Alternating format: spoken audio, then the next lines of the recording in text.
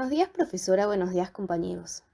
En esta ocasión, mi grupo y yo vamos a analizar el libro Un mundo desbocado de Anthony Giddens. Y los integrantes son Melissa Canchanya, Patricia González, Valeria López, Renzo Bastidas, Samantha Grandes y la quien les habla, Isabel Martínez. A continuación les estaré explicando la introducción al autor. Anthony Giddens es un sociólogo inglés nacido el 18 de enero de 1938 en Londres. Proviene de un entorno familiar modesto de clase media. Se graduó en la Universidad de Hull en 1959. Posteriormente obtuvo un título en la London School of Economics and Political Science y realizó un doctorado en la Universidad de Cambridge en 1974. Giddens es reconocido por su teoría de la estructuración y su mirada holística en las sociedades modernas. Esta teoría se basa en el replanteamiento de los problemas fundamentales de la teoría sociológica. ¿Qué quiere decir esto? Que a través de las prácticas sociales, los agentes producen, reproducen y transforman la sociedad. Una de sus líneas de investigación está enfocada en las sociedades modernas. Determinó los elementos de la modernidad dentro de las épocas más actuales. Anthony Giddens ha publicado más de 34 libros, entre ellos su texto más importante y citado, Un mundo desbocado. En el texto podemos ver cómo Giddens advierte que la socialización está ligada al riesgo. Vemos que la democracia se expande por el mundo gracias a la globalización y está unida a los cambios estructurales de la sociedad mundial. ¿A qué se refiere con un mundo desbocado? Giddens se refiere con un mundo desbocado a que éste está fuera de control. Esto se manifiesta en lo que acontece en el mundo hoy en día. La intervención humana afecta a nuestro planeta a través de la globalización. Esto desafía los modelos tradicionales de vida. A continuación, los dejaré con las principales ideas de la lectura. Actualmente vivimos en un mundo de transformaciones que afectan casi a cualquier aspecto de lo que hacemos. La difusión del término ha pasado de ningún lugar a estar casi en todas partes. Se han adoptado posturas opuestas sobre la globalización. Por un lado, tenemos a los escépticos. Para ellos, la globalización no ha afectado al mundo, porque funciona de forma similar a como lo ha hecho durante muchos años. Además, se afirma que los escépticos ganan una pequeña parte de su renta del comercio exterior y solo se basan en el intercambio económico entre regiones. Por otro lado, tenemos a los radicales. Ellos afirman que las consecuencias de la globalización se ven en todas partes y es ajeno a las fronteras nacionales. ¿Pero quién tiene razón en este debate? Según Giddens, los radicales, puesto que el comercio mundial es más amplio. Por ejemplo, en la nueva economía, gestores como los fondos, bancos, empresas e inversores pueden transferir en cantidades enormes de capital de un lado al otro del mundo con solo un clic. Sin embargo, es un error considerar que la globalización afecta solo a la economía. También se encuentra en la política, en la tecnología, en la cultura y sobre todo en los sistemas de comunicación. Le costó 40 años a la radio conseguir una audiencia de 50 millones. La misma cantidad de gente comenzó a usar las computadoras tan solo 15 años después de su aparición. Y 4 años después, la humanidad comenzó a hacer un mayor uso de Internet desde su accesibilidad. La globalización no solo influye en los aspectos externos a nosotros, también influye en nuestros aspectos íntimos y personales. Muchas familias tradicionales están siendo transformadas. Por ejemplo, nunca ha habido una sociedad en la que las mujeres reclamen una mayor igualdad de género. La globalización es una serie de procesos que también genera efectos contrarios. La globalización no solo presiona hacia arriba, también presiona hacia abajo. Por lo tanto, es la razón del resurgimiento de identidades locales en diferentes partes del mundo y presiona de manera lateral, creando nuevas zonas económicas y culturales dentro y a través de los países. También crea desigualdad y no está evolucionando equitativamente. En los países poco desarrollados, las normas de seguridad y el cuidado del medio ambiente son escasas y pasan a un tercer plano. Otras de las consecuencias de la globalización es la colonización inversa, que significa que los países del occidente son influenciados por otros países. ¿La globalización promueve el bien común? A pesar de que muchas personas consideran que no, debido al libre comercio, porque no genera una ganancia absoluta, especialmente en los países menos desarrollados, el comercio necesita una mano de instituciones, al igual que otras formas de desarrollo económicos. Giddens comenta que los estados-nación siguen siendo poderosos, aunque están mejorando. Las instituciones también, porque algunas fueron ineficientes para las tareas que solían cumplir, adquiriendo el nombre de instituciones conchas.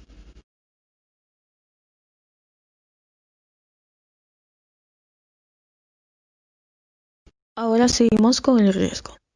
La idea de riesgo aparece entre los siglos XVI y XVII y fue usado por los exploradores cuando realizaban sus viajes por el mundo, puesto que estaba orientado al espacio. Luego se usó para indicar el cálculo de las consecuencias probables de las decisiones inversoras. Más tarde pasó a referirse a la idea de probabilidad e incertidumbre. Por lo tanto, el riesgo no debe considerarse como un sinónimo de amenaza. Se refiere a la decisión de posibilidades futuras. El riesgo ayuda a las comunidades tradicionales a romper con su pasado para poder evolucionar como una sociedad industrial moderna. Es la dinámica movilizadora de una sociedad que quiere determinar su futuro en lugar de dejarlo en la religión, la tradición y los caprichos de la naturaleza. ¿Cuál es la relación entre riesgo y modernidad? El término de riesgo va ligado al surgimiento del seguro, y el seguro es la línea de base con la que la gente está dispuesta a asumir riesgos, y es concebible en un futuro diseñado por el hombre. La responsabilidad del seguro se le pasa a una compañía de seguro o Estado a cambio de una remuneración. Aunque esto genere estabilidad a las personas, no se elimina la posibilidad de sufrir riesgos. Por lo tanto, el seguro redistribuye riesgos. Los riesgos no desaparecen, se mantienen a pesar de la precaución. Existen dos tipos de riesgos: externo y manufacturado. El riesgo externo es provocado por las restricciones externas, ya sean tradicionales o naturales. Por ejemplo, las malas cosechas, inundaciones, plagas o hambrunas. El riesgo manufacturado alude al riesgo creado por el impacto del hombre sobre el mundo. Por ejemplo, el calentamiento global.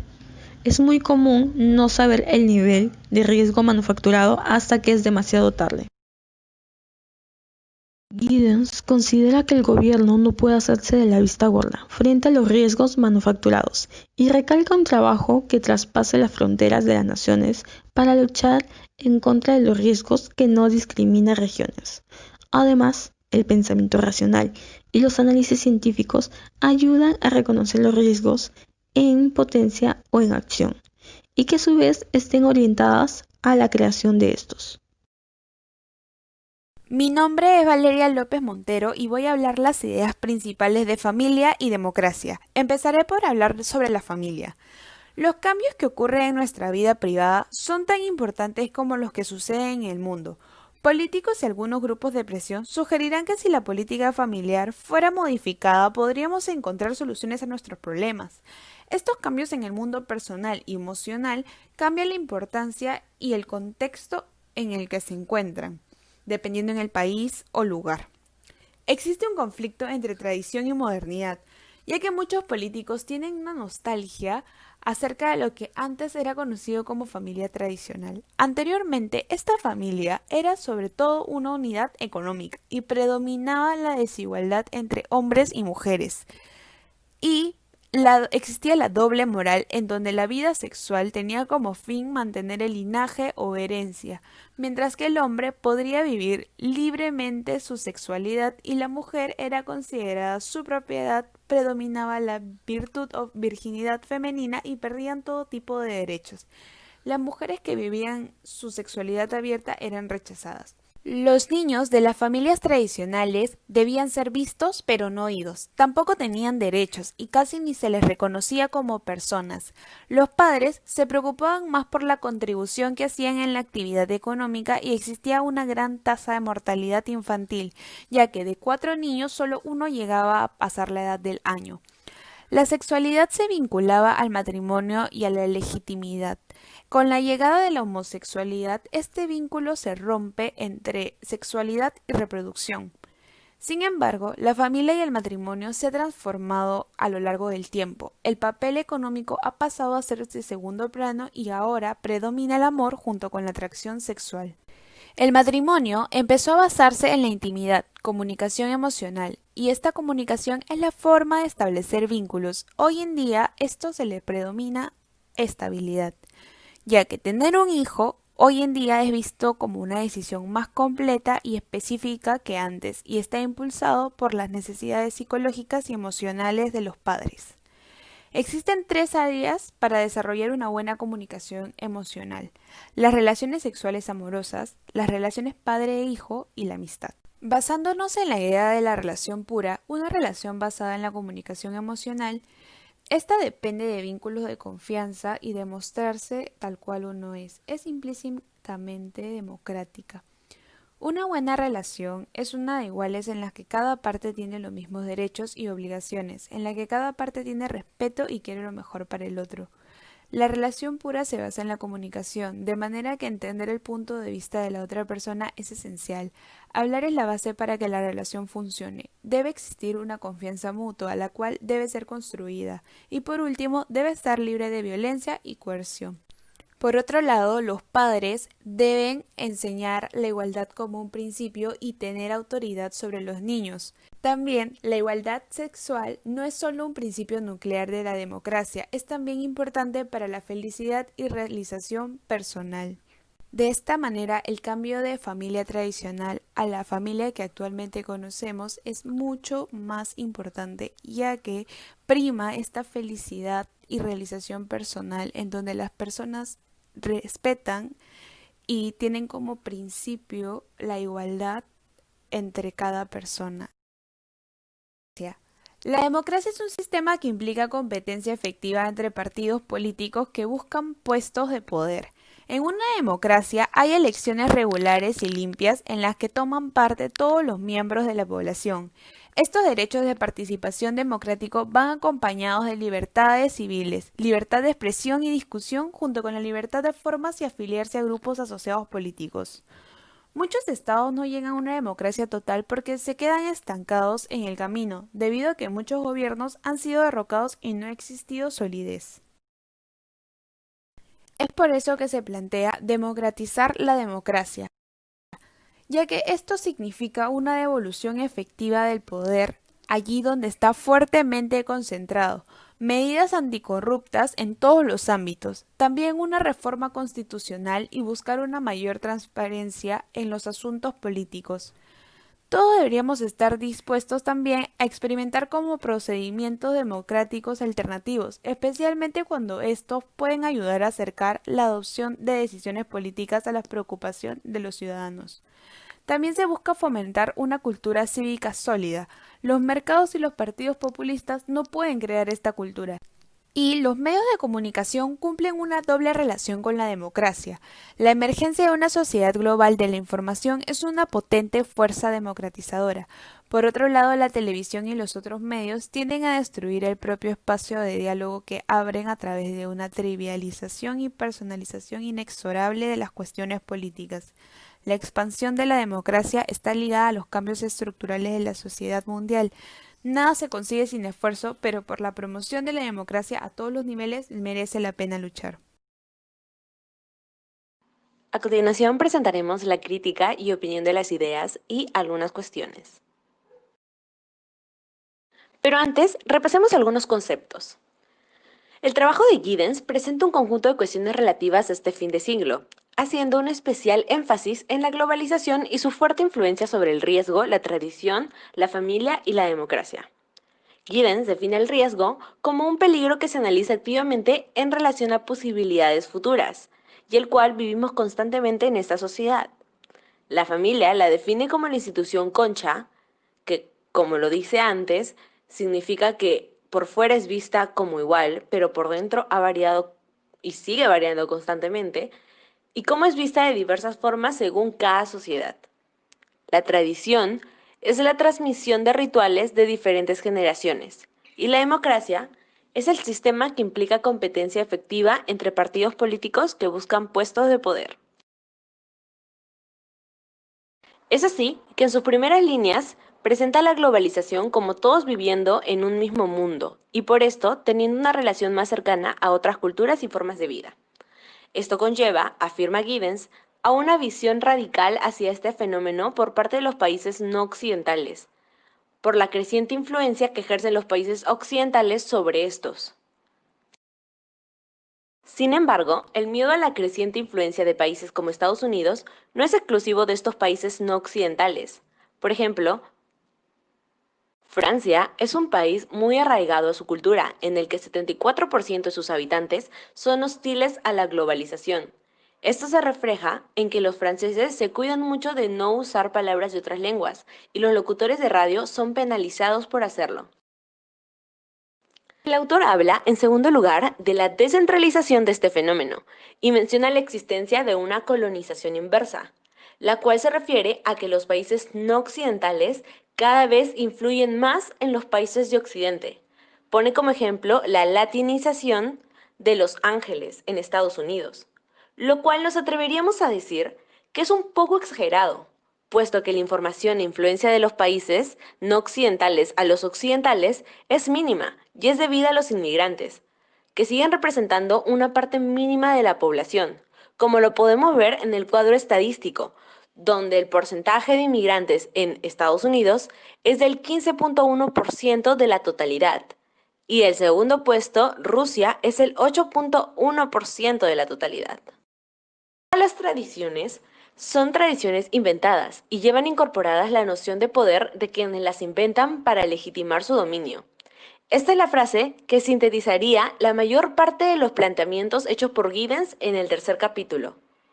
Esta afirmación es una revolución en la cuestión, ya que afirma que la tradición es inventada y además choca con la importancia que le damos a diversas costumbres en nuestra sociedad, tales como las tradiciones divinas. Al dejar esta vía libre y la posibilidad de elegir, surge la necesidad de crear y recrear la identidad personal. Y por el contrario, hace vulnerables a estas personas que en una sociedad cosmopolita deciden creer en la tradición, los hace vulnerables de ser definidos como un grupo que defiende una tradición a la antigua usanza, acusada de la utilización de un discurso estudiado para manejar al individuo como un siervo. Este puede ser un riesgo que al parecer Giddens procura no ahondar demasiado. A pesar de ello, sí que estamos de acuerdo, como menciona el autor, con que se debe sacralizar algún valor universal por el que valga la pena morir y sentir pasión en esta sociedad cosmopolita, que cada vez sucumbe más a la indiferencia de estas tradiciones y costumbres de cada cultura. El autor sostiene que hay en marcha una revolución mundial sobre cómo nos concebimos a nosotros mismos y cómo formamos lazos y relaciones con los demás. Sobre esa base, construye el concepto de democracia de las emociones. Esto implica la observación y aplicación de estas nuevas maneras de relacionarse a la democracia pública. A pesar que el sistema democrático ha sufrido vastos cambios a lo largo de la historia, sí que se puede afirmar que pueden observarse criterios fundamentales como lo son la igualdad, la libertad y la garantía de los derechos, los cuales son ejes del que no se puede desprender. Todo esto podría llegar a frustrarse si las emociones terminan inundándolo todo. No se puede superar el respeto a la razón. En relaciones personales se acude constantemente, y está bien, a las emociones para establecer lo que Giddens llama relaciones puras. No obstante, no se puede utilizar estas emociones en lo referente a decisiones políticas que afectan a toda una nación. He aquí donde radica el peligro del discurso afectivo y populista falso, que al no conseguir convencer haciendo uso de la razón, utilizan nuestras emociones y se exime de esfuerzo para buscar soluciones a las dificultades que se atraviesan, y genera exaltación del sentimiento de desagrado hacia el gobierno actual para justificar su ascendencia al poder. Giddens señala que la democracia es lo mejor. Pasando los años se ha ido expandiendo por todo el mundo. Pero, ¿por qué la democracia ha experimentado un gran avance? Para explicarlo, Giddens menciona la paradoja de la democracia. La democracia se está expandiendo por todo el mundo velozmente, pero existe una desilusión generalizada con los procesos democráticos. ¿Por qué los ciudadanos de los países democráticos están aparentemente desilusionados con el régimen democrático al tiempo que éste se expande por el resto del mundo? En la mayoría de los países occidentales, la gente ha perdido mucho de la confianza que debía tener en los políticos y los procedimientos democráticos ortodoxos. Sin embargo, no se ha perdido la fe en los procesos democráticos. La mayoría no está perdiendo interés en la política como tal, por lo contrario, la gente se muestra más interesada en ella que antes. Aún así, muchos consideran la política como un negocio corrupto en el que sus líderes se preocupan por sí mismos en lugar de tener siempre presente el bien de sus ciudadanos. Por otro lado, la gente joven ve como cuestiones más importantes las ecológicas, los derechos humanos, la política familiar y la actividad sexual. Además, a nivel económico, no se cree que los gobernadores sean capaces de controlar las fuerzas que mueven el mundo. A partir de lo mencionado anteriormente, se formula la pregunta: ¿cómo se mantendrá activa la democracia en los gobiernos cuando parecen haber perdido su posición privilegiada? En un mundo basado en la comunicación activa, el poder puro pierde arraigo. El monopolio de la información en el que se basaba el sistema político no tenía futuro en un espacio intrínsecamente abierto de comunicaciones mundiales. La revolución de las comunicaciones nos ha vuelto más activos y más reflexivos que nunca. Lo que se necesita en los países democráticos es una profundización de la propia democracia, a la que Giddens llama democratizar la democracia. Se requiere una profundización de la democracia porque los viejos mecanismos del poder no funcionan en una sociedad en la que los ciudadanos viven el mismo entorno informativo que aquellos que los gobiernan. En la actualidad, ha habido muchos casos descubiertos de corrupción, sobre todo porque la ciudad está abierta a la información, lo cual hace más visible estos casos. No es casual que en los últimos años haya tantos casos de corrupción. Una sociedad abierta a la información es más visible y los límites de lo que se considera corrupción ha cambiado. Los medios de comunicación tienen una doble relación con la democracia.